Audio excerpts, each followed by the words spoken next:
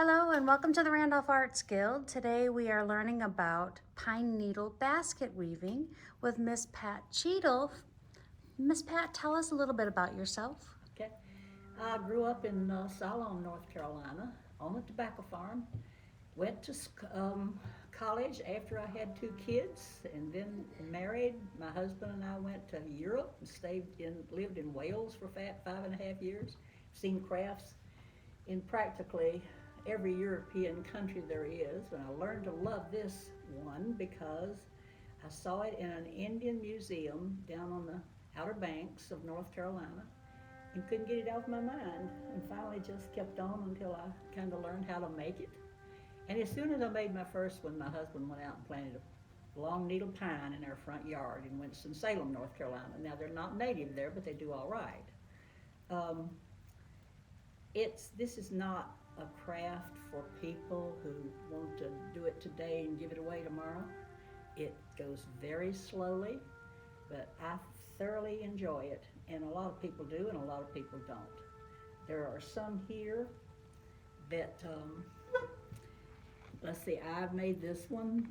I go down to, since 2009, I've been going down to a Choctaw band of Indians that are the descendants of those who fled rather than go on what's now known as a Trail of Tears. And this one was made by one of those Choctaw ladies. This is her card, and so was this one. These are mine, and I'm showing you this to show you that it's nice to have a contrast. This is raffia. I'm going to teach today making it with nylon thread for one reason. The raffia can shred. It takes a lot of patience, so I would encourage people to learn how to use the thread first and then go to the raffia. This twirling here I brought because to show you how important it is that you put the needle in exactly the right spot on the second round. If you see, these stitches are straight up, one right after the other. These coil around. You do that with your needle. Then here's one with a handle on it. This one will have a lid. It doesn't have it yet. But I'm making these for my daughter who is expecting to retire, and she wanted to give those wonderful people she'd worked with all these years something they couldn't go out and buy in a store. I use a lot of my baskets as gifts. I have 4 granddaughters, and last year we laughed our heads off, and they just loved it when I gave each one of them a little pine needle basket to go over that extra roll of toilet paper on the back of the commode. So I've had a lot of fun with it too, but this is what you'll make today. While you're learning the stitch and learning how to hold it, this is very simple and can be made quite easily. This is the way you pick them up. Pick them up and straighten them up. And then if you get a very good pair of scissors, which I don't have here today, you just cut them, and don't go all the way down. Cut them off as near to the top as you possibly can, so your pine needle is as long as possible, and then just pull it off. And then you'll wash them in dishwashing soap, rinse them about twice, lay them down and let them dry out, and you're ready to go. And no matter how clean they look, a possum could have passed last night. You don't want that, so you wash them. So where would we find these? They don't obviously sell them in a store, so. No, they can get them from me, or they can, like I said, stop somebody that mows lawns and say, where would I find a yard where I could pick up needles?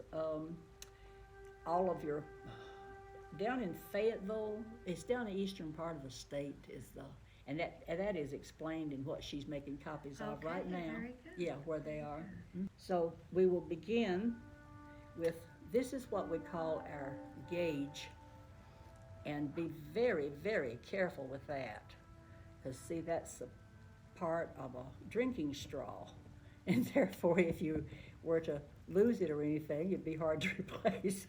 And of course I'm trying to be silly here. Go through your pine needles and look for the smallest ones. The urge to throw away these tiny ones or the broken ones or something, but don't do it. Put them right in there. because that's what you look for when you start it. You want the thinnest ones and the shortest ones, because it isn't gonna be long till I'm gonna be cutting these off. And I begin with taking the end of my thread.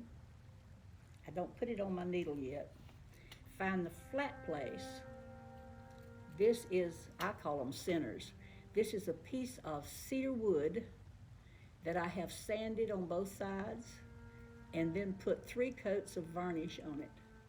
And we're going to use that as our center. You don't have to. I'm sure the Indians didn't use this, but there makes it quick, makes it pretty, and everybody seems to like that better than they do when you just get up a wad and tighten them up real good. So you put that through here with your hands, and then leaving about this much out, go ahead and just tie it down. And this thread is slippery. I don't even know a good word for it. It is so slippery. Just tie it. I do my best to use a square knot here. And then after you've done the square knot, go back and tie it one more time, because it'll still slide out. I don't know how many times it would take to guarantee it wouldn't slide out, but I never used more than 3. So you've actually you've threaded that through the first hole of the... I have threaded it through the first hole, and now I'm going to get about 2 yards here of this thread and thread it on a needle, okay? I'm going to take a number 2 needle. These are hard to find, but you need a number 2 crewel. It looks kind of big, and it is kind of big, but you don't want it any bigger than this because it could tear up your pine needles. And you don't want it any smaller if you're going to use this thread, because you can't get it through there. And the best way to thread it is put it between these 2 fingers, and when you can just barely see a little brown, fold your fingers, and then find the big part of that needle, put it on there, go back and forth, get a hold of it and pull it through. Works like a charm. You will need a thimble. Your kits do not include a thimble. They include everything else you'll need except maybe a pair of needle nose pliers, scissors, and a thimble. Everything else is in there. Okay. Will they also have to purchase the string as well? No, it's in there too. Oh, wonderful. I didn't put a whole container in there, but I wound off quite a bit more than I used when I made the sample. Okay. There is enough thread and enough needles in there for you to make this. Now, we have tied this once, and this stitch that I'm going to show you, I don't ever make a basket and use a single stitch. I use a double stitch. Take your needle. If you notice what my fingers are holding on to, when I get through, it looks like I took one piece of thread and did this entire basket, because I hide those thread ends as I go. Look right there. See how I've got it right on top? The next time I put a coil up here, I'm going to go around that and nobody will ever know the difference. And I use a double stitch. I've been in there once. I'm going to go same place again and pull it through. Now, how do I know I've been in there all I need to be in there? If you've got a stitch standing and the needle is facing you, the thread is facing you, you're through with that stitch. So add needles. See, we're trying to get this coil, this gauge full of needles, and we want to be kind of patient about it. In the meantime, you can put, say, up to 3, and put the flat side down and try to get it under there, because it's not pretty if you've got all these little white ends. You can't see it very well probably on there, but every one on the coarse end of every one of these pine needles is white. That's where we cut off the binder and pulled it. And see, now I still got this sticking out here. So I'm going to start now by gently pulling that back. And this is very important that you do this right, because the rest of your basket is going to, like when to go up the sides, is going to be determined by where you started. So you have a nice round basket that's flat across the top. Where you stop it's going to be decided by where you start it. So this is important that you do this right. Now slide it a little bit more. This is to keep it from just popping out. Now that is enough. Oh, sorry. So you keep adding more needles. Keep About adding. how many needles do you put in each I don't put in more than 3 with a stitch. Okay. Some people build it up faster than that, but I like for it to come up gradually. And see, I've got that stitched now with one thread going wrapped around it. Let me tell you, like one of the little Indian boys said to me, he had a hard time knowing when he had that second stitch in there and when he was ready to go on. And a lot of times he'd go on too early. And one day he looked at me and he says, "I've got it, Miss Pat. I know when I go up." And he said, "Let me show you." So he put his straws in there. And then he said, I won't ever forget this because I thought it was just so loving of him. He said, "One stitch for me. That's the one that stands up tall and straight. And then I go give my neighbor a stitch." Oh. I thought that was kind of cute. So do the natives that learn this, do they learn at a young age? At a young age? Well, at first they would bring them right out of school. Bring them to me right out of school. And there's a lot of them now that learned how while I was down there that I'm sure have never done anything since, but there's a lot of them that have made them and sold them since. Oh, wow. Mm-hmm. And there's one little girl down there that was raised by the Indians, but there's not a drop of Indian blood in her. And she has a very, very good job with the plant down there. She has a child, but when she sits down and makes baskets and sells them. Nice. And there was one lady, telling you, she made the prettiest ones I've ever seen. In fact, I wanted very badly to get one of hers and see if they would like to have it, would accept it rather at Smithsonian. Oh, wow. But her husband was sick, and she kept saying, "Maybe the next one, but right now I need the money. Maybe the next one, but right now I need the money." And if I had known what was going to happen, I would have bought one. But I didn't. I just wanted her to do it instead of me. Do you see what I'm saying? Yeah. So This is a repeat over and over. This is what we call the V-stitch. And the reason I use this and do the double stitching, if anything happens and a stitch gets broken or cut or anything like that, it's not going to unwind. If you've got a single stitch, away it's going to go if that happens, but this one's going to hold on to it. And I have seen these baskets. In fact, I owned one until we had a house fire that they authenticated as being 300 years old. Oh, wow. So when you make one of these, unless you do like this one family wanted to buy one, and I sold them one, and this is what this thread's good for. But if you're just gentle and careful, you can get them right out. And so I made them one. And next time I saw him, they said, "We need another one." He said, "We had a candle in it and it burned." These are pine needles. Oh, yeah. You can't put a candle in it and light it. Oh, my God. Yep, that's what they did. And I still just can't believe that adults would do that, but they did. So, in fact, they're dry. They're like tinder. So when you do your stitches, you go through the hole once around, That and was- then you go through a second time, and then it makes a V. That's right. This is the first time. This is like the little Indian boy said, "This stitch is for me." And this stitch is for my neighbor. And now when I get through, I'm going to have one stitch standing straight in the air. And then standing all the way around it. See? I see. Now when you get there, you know you're ready to go on. But look for that. when you first start off and you say, hey, this is a piece of cake, and you get started real fast, I have more trouble with people doing that than anything. And then all of a sudden they've got about 16 stitches that they've wrapped around there one time, and they don't want to finish it that way, so it takes me a long time to go in and fill in. You can go back and clear up.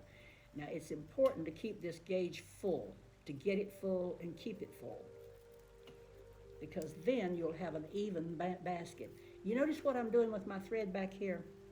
I pull that stitch tight, not as tight as you can get it because you could break your needles, but tight. Then wrap it around, and I put my fingers on it to hold it tight while I do this, because I'm sure they made it tighter than I do, but it bothers me a little bit that there's a whole water, and I don't think mine would. But they didn't have a plastic straw for a gauge. There They you just go. got them. I don't know, maybe they took a sourwood, piece of sourwood and skinned it off. You know, they're hollow. We used to make whistles, did you? Oh, no. Now, here's something else. See these white ends? When you started off, we started off upside down. Let's cut them out. I don't want those white ends showing anywhere. And you won't want them showing anywhere either. Just cut off the white ends and try to stagger them so that you don't ever have, I'm going to have to sweep your floor because I can just feel them whizzing past me. That's okay. See, no white ends. Just a few little things, because when I get through at the top, I'm through. I don't have to go back and tuck in white ends and tuck in threads and have one Indian lady. I don't care how many times you tell her not to, she'll tie it on the outside and then spend I don't know how much time re-threading it, trying to hide it and pull it in tight enough and all of this. It just doesn't work. Nothing works like doing it right the first time. Get it nice and tight. This is my stitch. I'm going to probably bore you to death saying that, because it takes a lot of time to fill in a stitch if you don't put it in there. And besides holding your basket so securely, that second stitch is pretty. It's much prettier than just a wrap. If you look up the sides here and look at how this one does it, one stitch after another, and it makes almost like a decoration on it. Besides security, it's decoration. We're beginning to get our gauge full.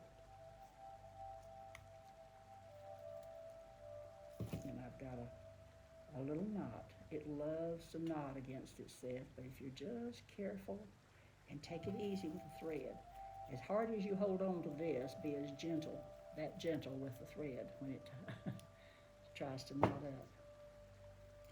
And if you pull this slowly, your chances of it knotting are so much less. It's when you get anxious and give it a jerk, trying to hurry.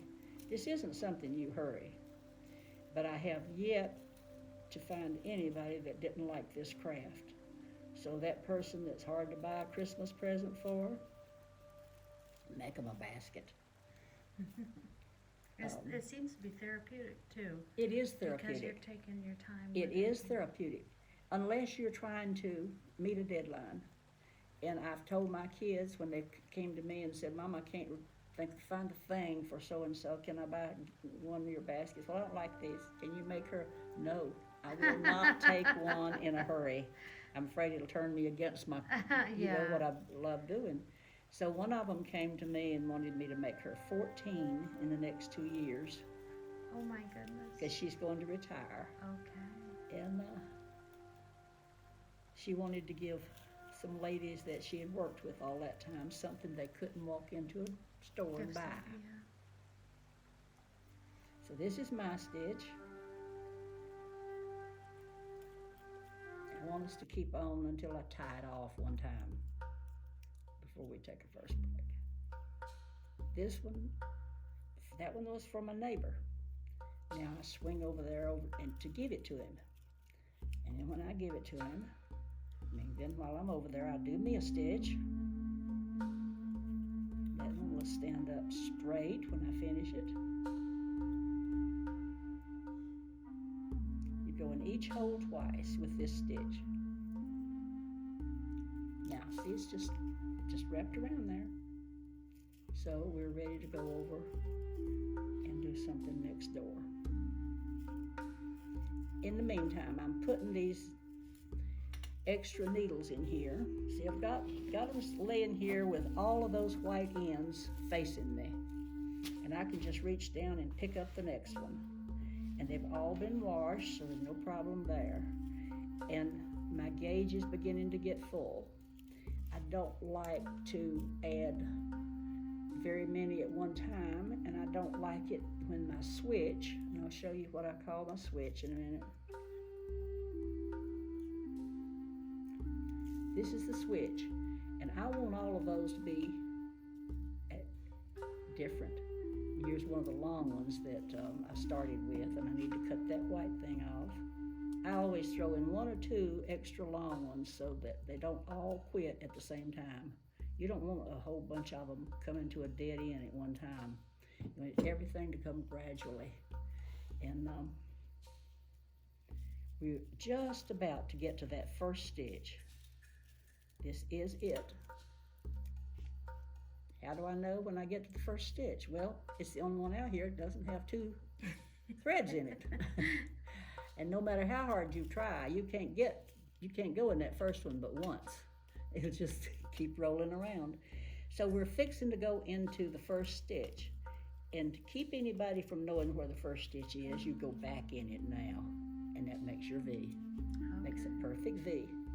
And now we do it just a little bit differently. Before, we've had a hole in our wooden piece to go into, but now we can't do that. Can't just keep going into those. So what we do here is very, very carefully try to get that needle under those needles, pine needles, that you started with.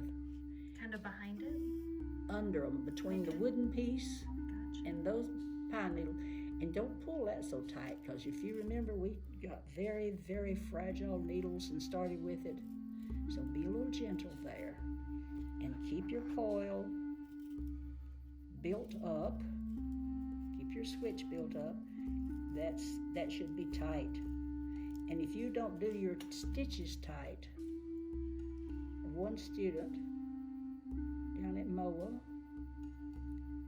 she says I torture my needles and she ain't gonna do it. Hers are so loose. And there's nothing I can say to get her to tighten those stitches up, and nobody will buy her baskets. Because no matter how much polyurethane you put on them, they're still loose.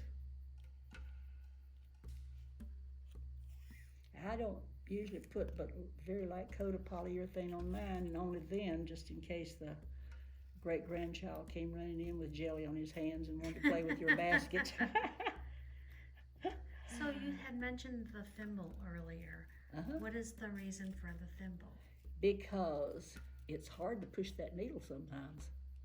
And if you push hard on that end of the needle with no thimble between there, it can go right into your finger. Oh. And if you just get used to using a thimble when you sew, you will save yourself so many painful little things. I'm still going under. I'm going under that coil. And I'll show you when I'm going to quit going under that coil.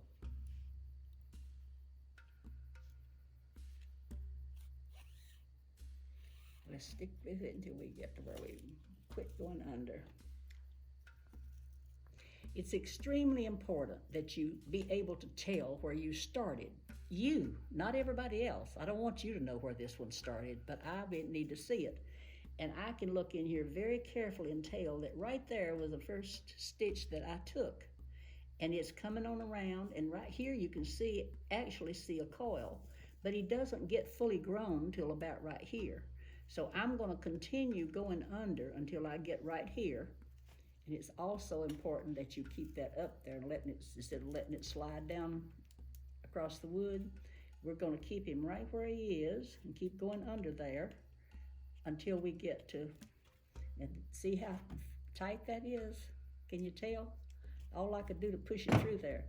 Have those needle nose pliers ready to pull him through. because if you do it tight, oh, it's so much better and so much prettier.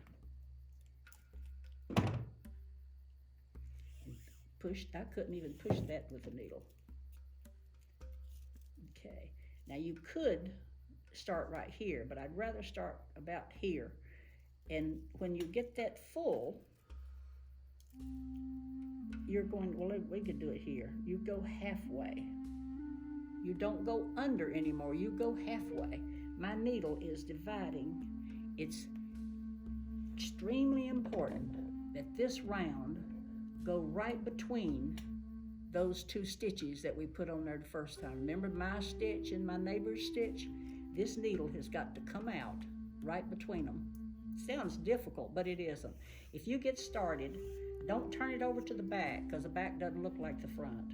Hold it this way, and in time you'll know exactly where to put that needle. A lot of people want to turn it over to the back to try to figure out where that next stitch goes. Don't do that. Number one, it doesn't look like the front. So your chances of you putting it in a perfect spot, if you do that, and I don't put more than 3 in at once,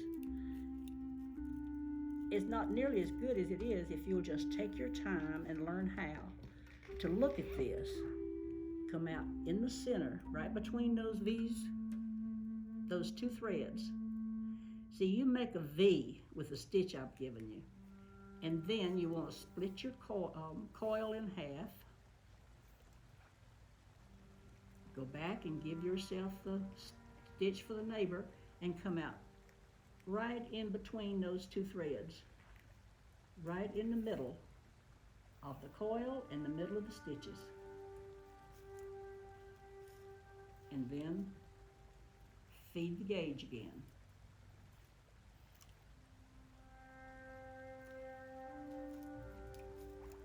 And some people will start out by trying to pick out all of the long needles, but if you'll just pick them up and put them in there as you come to them, you're better off. Now, no looking behind, just pull it around and stick it right in between the coil. And that one is particularly tight. And I go slow enough till my thread doesn't knot. Because if you give it a jerk, it just loves to jump up there and hug itself, and then you've got a knot. And then that is it. You just continue this until you get as many rounds on here as you want. And see, this is a big piece, and this is a little one. So when you get to the number of rounds that you want, then you start getting ready to go up the sides. Now when you leave it, I'm going to leave this one now, and the best way to leave it is to wrap your thread around it, and stick your needle in, and that's ready to put in a plastic bag. In case you need to take a break, right? You can, yeah. So this is the type of string that you're going to purchase if you wanted to purchase it from any sort of art supply store. It's a nylon number 2 thread. And this is brown. Miss Pat likes the color brown because it blends in well with the color of the baskets. But you could use like Any a lighter color. color. Yeah. Mm-hmm. Now, for sake of time, I have one that's finished, ready to go up the sides. And it's extremely, remember me telling you, it's extremely important that you know where you started? Well, if you look very, very carefully, see how flat that is? That's your first clue that I started right here. And then the second clue is, see that tiny little row in there with the coils very small? And then the last one is count your coils. 1, 2, 3, 4, 5. 1, 2, 3, 4, 5. Which means I am all the way around, even though one of those coils is very, very small. Be very, very careful and watch closely now, because this is difficult. We're going to start at the sides. What you do is take hold right here and you pull it up here on top of that. And that's it. Now go around it, and again, don't look at the back, look at the front, and have your needle come out just like you've been doing, but go around that whole thing.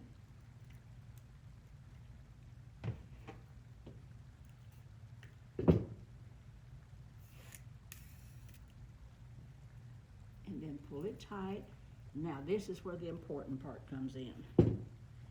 You must get it straight up on top. Otherwise, you have a pan that leans out like this. It doesn't come straight up. See, this one comes straight up. This one flares out. This one flares out.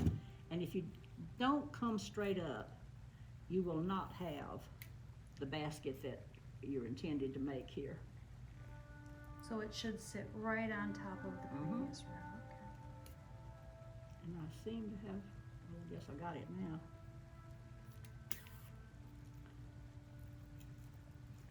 See, it started right there, right where we started.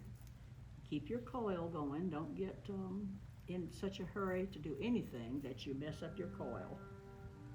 Your gauge should stay full.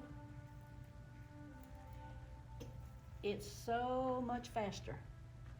If you start off with a flabby, if you wrap this many needles over and over, it takes forever to make one. If you keep this thing full, it goes pretty fast. So not only is it even, it's fast. Keep it all the way up there and come out the same place you've been coming out on that stitch below, right between those two stitches. I got a little knot in there, but I'm not going to take the time to take it out. Because if they're just those little ones, you can just give a yank and they'll come on through. Now, to me, this is easier than my straining the muscle. But a lot of people don't like to have that tool around when they're working. But don't forget to keep that coil full. You'll make your basket much faster.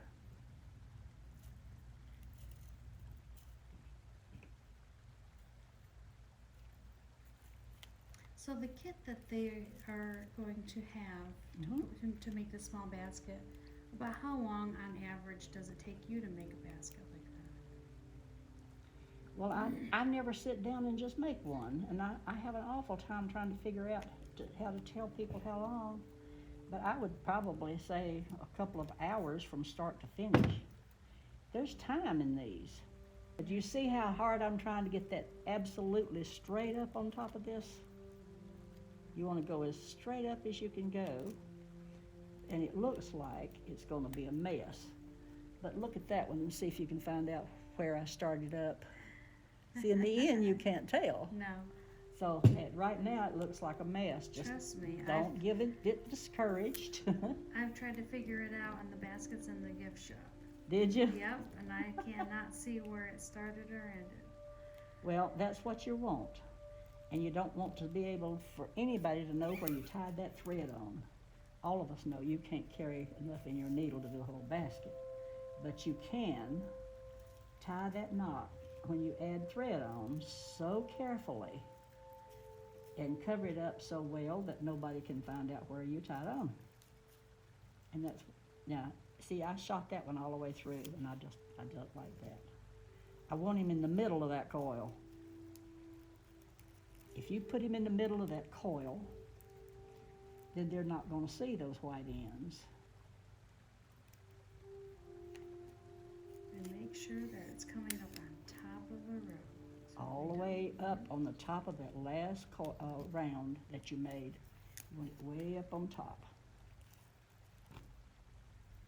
And if you get used to it, you won't even have to think about it. You'll just automatically reach for more pine needles.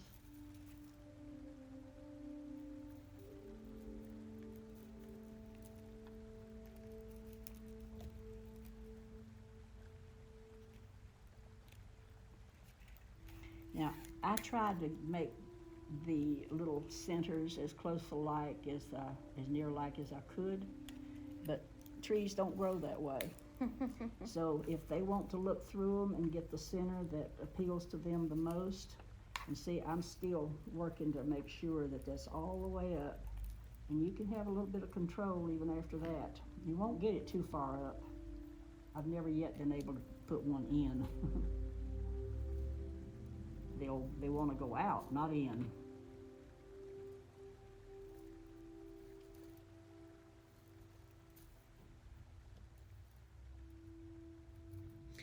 See where we tied our thread on right here, and I pulled it and covered it with thread. Now I'm going to cover it with this next round of basketry. And then I'm going to dare you to find out where it was that I tied on an extra thread. But while I'm showing you this, I keep saying be sure and put your needles in the middle. See these white things sticking out right here? I did those so you could see. That's what your basket look like all over if you're not careful where you do that. But now if you wind up with one or two, pull him on out there and cut him off. But man, you can't cut off a bunch of them without it showing, and this one is not cooperating at all. Now with my needle, I can kind of poke that edge in between there, but they do not look pretty. So you do, if one of them comes out, you start to put in a needle, like here.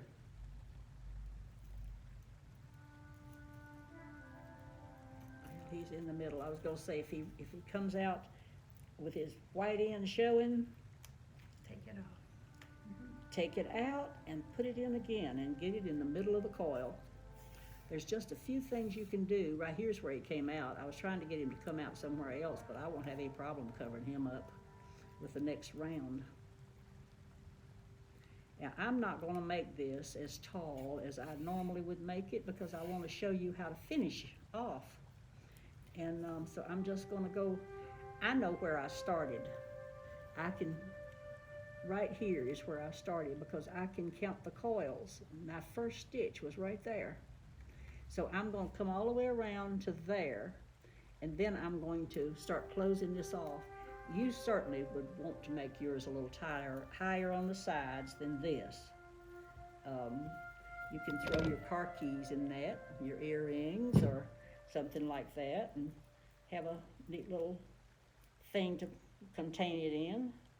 But this one, when I can't think of much you can use this for. No higher than it is on the sides. I'm just going to close it off to show you how you end one. You don't want to just suddenly stop. And it is extremely important that you stop it the same place you started it to make the sides even. So what I'm going to do, I know that right here is where I started it, and right here is where I want to start going up. So I'm going to bring my needles this way. See, I need to keep putting needles in for a while yet, but I'm going to measure that 2 or 3 times probably before I get it just right. We know that we just keep adding needles until we get far enough along that we start gradually making our coil smaller until it just comes to the very end. Follow these guidelines that we're going through right now to find out where you started it and stopped it. After you know what you're doing, you've seen this, you probably can find it where every last one of these are started and stopped. Now you were just saying when we were off camera about the centers, you were saying that a friend of yours did some pottery centers. You can do pottery centers. Here's one that was started with a walnut slice. And the Indians started by just coiling them up in their fingers and wrapping them and then starting right around them. They didn't have anything that they could slice a walnut or a piece of bamboo. You can start it with a piece of bamboo. I have one that I poured rosin, can't remember the formal name, in a little lid, and then put down a very flat seashell. Covered it with rosin again, cut that off and put holes around the rosin, and I've got one of those. Oh my goodness. And I've got one that's got a piece of colored stone from North Carolina that was cut just the right thickness, And it too is set in rosin so that you can make holes so it gets Wow. started. And they're beautiful center. If you use your imagination, a friend of mine, and this isn't hard, believe me, it isn't hard. You just got to remember a few things. She wasn't well, and she was bored to tears. My husband wasn't well, and so I couldn't go to her. She lived in Raleigh, and it's in Raleigh. She wanted to know how to make pine needle baskets because she had a long little pine tree in her yard, and she'd heard about my baskets. And her mother sent her a picture of one, and I told her how. And she took a small snake skeleton and coiled it and put it in rosin and put it in the center of one of these. Oh my gosh, that is too neat. And this was verbally. She said, can I call you and ask? I said, any time in the world. So she said, well, now I've got needle and thread, you know where I go from here. So step by step, I'd tell her. And incidentally, you that really want to know how to do this, written instructions are in each one of these kits. And if you look at this video and look at those instructions, and if you still have questions, my name and telephone number are on that kit, so feel free to call me, because one of the things that I would really love to do is to see this craft take off by people that enjoy the craft. Now I'm getting pretty close to where I'm going to start closing this down. So again, I'm going to wrap my coil when I finish this stitch. What I'm trying to do now is figure out how much longer do I need to put needles in there, and I don't. I'm ready. Because see, right here is where I'm going to start going up. So if I take these needles and I follow them around, they come just about to there. Exactly. Now, if you look at my switch, got one or two way out here right by themselves. It's thick in here.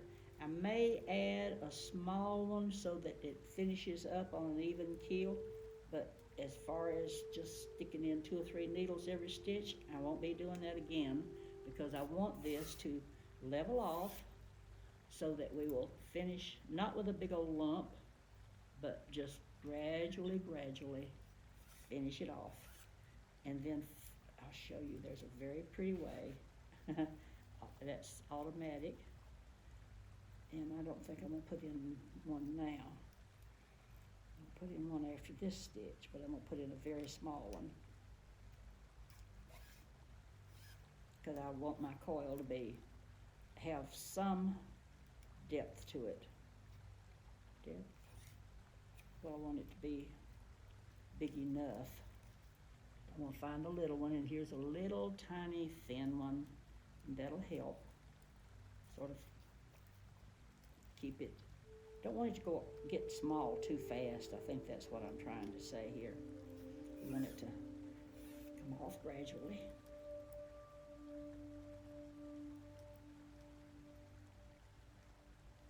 Once in a while, when I have my students, they'll say, I can't figure out how in the world you know where to put that needle when you don't look back there. And I usually say to them, after you've done it for about 65 years, you'll be better than you are now.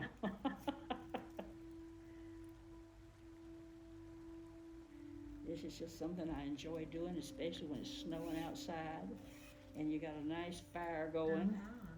And you sit down there and pick up your needles and turn on the television set. And see, this one's going to run out real fast too, so we'll put it in there just for a little extra thickness in my coil.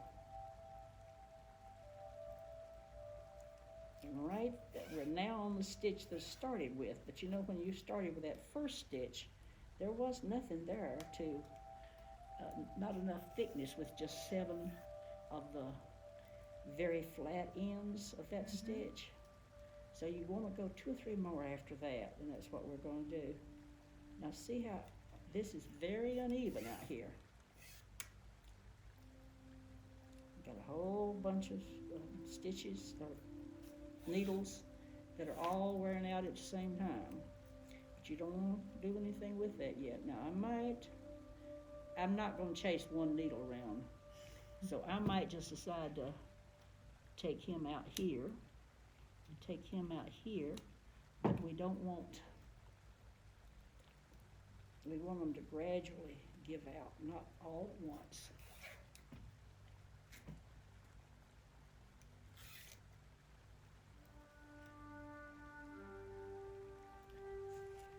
I'm going to show them an example of that. Mm-hmm. Here is an example of where it actually. That is the one that I was telling you who just simply wheel tied on the outside. She just simply will do this. She just sort of does whatever she wants to. She said, That's where it starts. she tells me that I let the needles dictate to me, and she's right. I do my best to let them decide.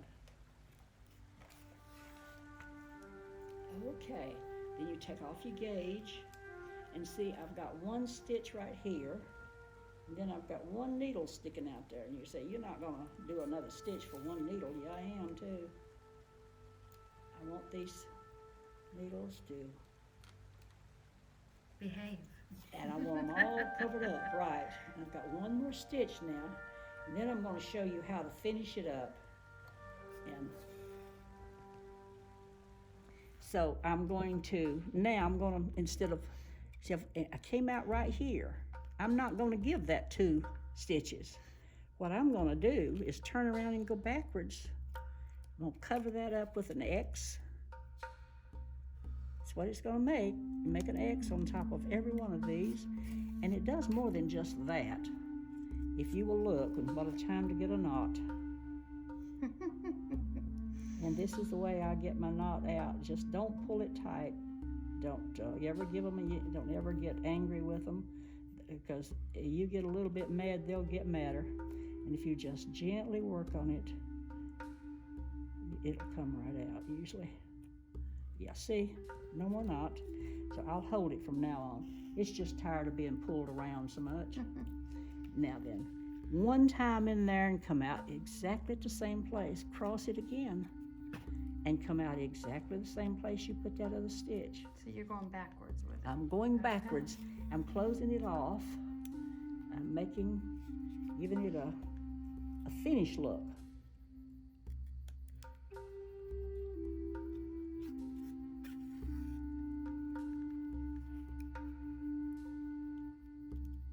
And do you do that through the whole top? Mm-hmm. All the way around the top. All the way around. We don't have very many stitches on this one, so it's not going to take long to get all the way around. And that's why we go to learn all the stitches and how to tie on, how to start it, how to stop it, how to tie the thread, how to hide the thread, how to put in the pine needles so that white edges don't show. What else did we cover? And I see when you're going back, you're going through where you put the other stitches. Going through exactly the same place we put the other one, right?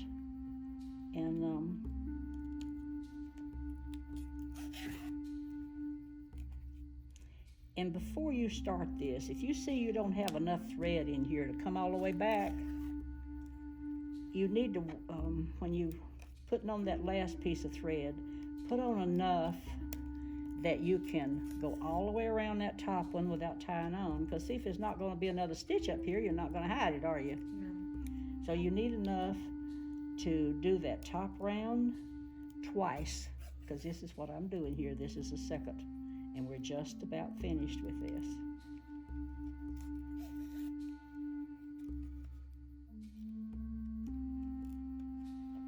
And if you do this, I get the thread at Hobby Lobby. They also sell the raffia, that's R-A-F-F-I-A, and I get the natural, but I'm told by a couple of my Indian students that they sell some colored, and they say that is beautiful. They made and sold Easter baskets this year, and they used pastel colors, and they said they were a real people bought them, she said, and we just had nothing for our own family. Wow. About making more. They went so fast. and then stick it through. Now see, I put that last stitch right there and then just stuck it right down through here. And instead of going this way, I went right down into about 2 of them. And now all I'm gonna do when I get down here is just cut it. And we have finished our basket. Nice. Now I don't know how many people are gonna fight you over one of these, but but this is the simplest thing I could think of to show you how to do everything, how to go up the sides, how to keep it straight. And anybody can tell if you don't want to keep it straight and you want it to come like this, you just lay it a little bit off, and that's it. This showed you from start to finish what the needles look like when you first pick them up. And please don't get out there and try those 5 or 6 inch needles. It'll drive you crazy. Make sure they're at least 10 to 12 inches, and these can go 14 to 16 if you got somebody that fertilizes their trees and takes good care of their yard. And a couple of my students followed a yard man and asked him if he had anybody that had a long needle pine in their yard, and he said yes, and they got all the needles they want and knocking on the door and asking for them. So you might try that if you don't have it, but the eastern part of the state has lots of it. So I've shown you how to start it. This is the gauge, the thread, the coil, the switch, what all of it is, and how important it is that you start on a flat side, relatively flat, and how to tie off your thread so that nobody can tell where you've tied off your thread. And then when you finish, be very gentle when you do this, because what I'm looking for is a piece of pine needle that's going to hurt the baby when he picks it up. So I'm looking for it first, and if I find it, I'm going to deal with it right now. And there will be 1 or 2 of those needles that dropped off. See, like that right there. So you just break them down to the thread, and considering how many needles there are, there's going to be very few ragtags coming out. But be gentle on your fingers and don't go rushing this. You'll feel it before it has a chance to go into the skin.